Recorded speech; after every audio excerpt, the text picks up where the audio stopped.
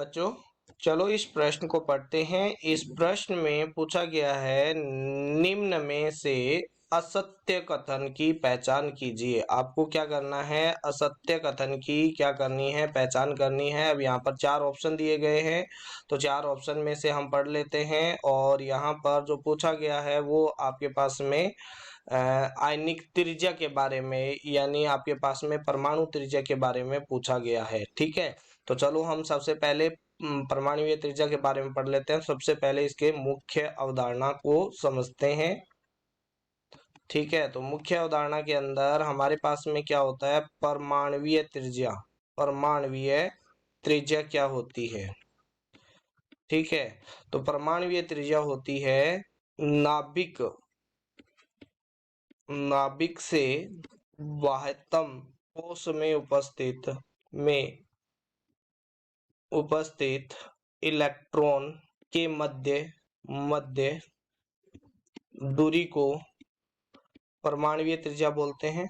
परमाणुीय त्रिज्या बोलते हैं, त्रिज्या कहते हैं। ठीक है, तो हम अगर एक ही आवर्त में बात करते हैं, आवर्त के अंदर बात करते हैं, तो आवर्त में इलेक्ट्रॉन है, इलेक्ट्रॉन समान कोश में भरा जाता है, कोश में भरा जाता है, जिसके कारण जो जेड इफेक्टिव होता है, प्रभावी नाभिकीय आवेश है, वो बढ़ता है, जिसके कारण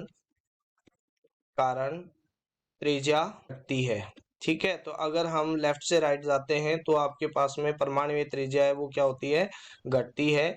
और वर्ग में ऊपर से नीचे जाने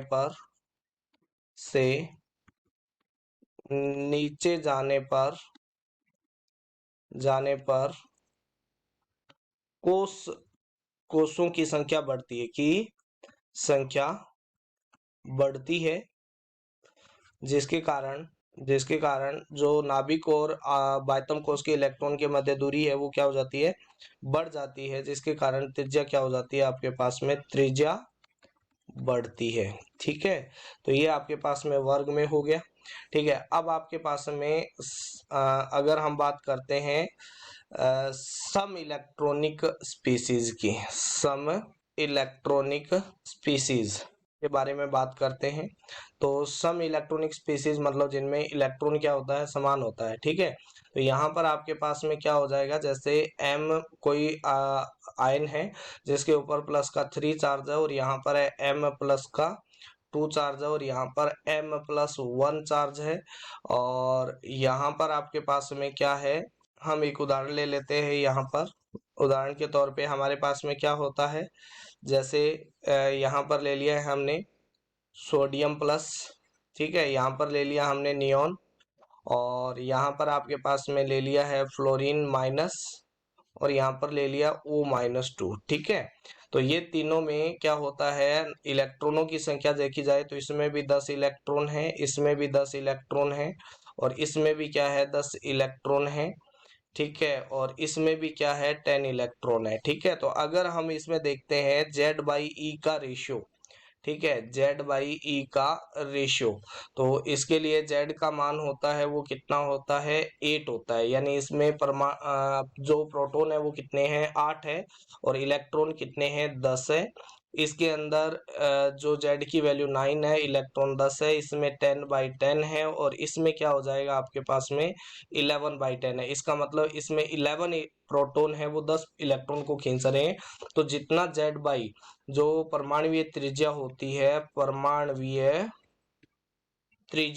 है वो आपके पास में Z/E का जो रेशियो होता है उसके इनवर्सली प्रोपोर्शनल होती है। तो इनवर्सली प्रोपोर्शनल होती है, तो जिसके ऊपर जितना ज्यादा धनायन आएगा, जिस स्पीसीज के ऊपर जितना ज्यादा धनायन आएगा, धनायन जितना ज्यादा होगा, उसका साइज उतना ही क्या हो जाएगा, आपके पास में कम हो जाएगा।